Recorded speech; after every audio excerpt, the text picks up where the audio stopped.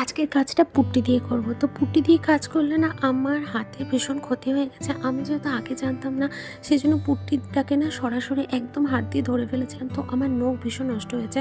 তো তোমরা যারা পুট্টি দিয়ে কাজ করতে চাও, যারা প্রফেশনাল করে তারা তো খুব ভালো করেই জানে। বাট যারা শুধু আর্ট অ্যান্ড ক্রাফটটাকে ভালোবেসে কাজটা করতে চাও পুট্টি দিয়ে, তারা অবশ্যই যেন হাতে গ্লাভস পরে পুট্টি দিয়ে কাজটা করো।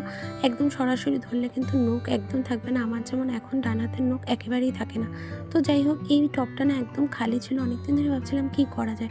তো এই টবটাতে ক্যাকটাস গাছ লাগানো ছিল। তো ক্যাকটাস গাছটা মরে গিয়েছে যথারীতি।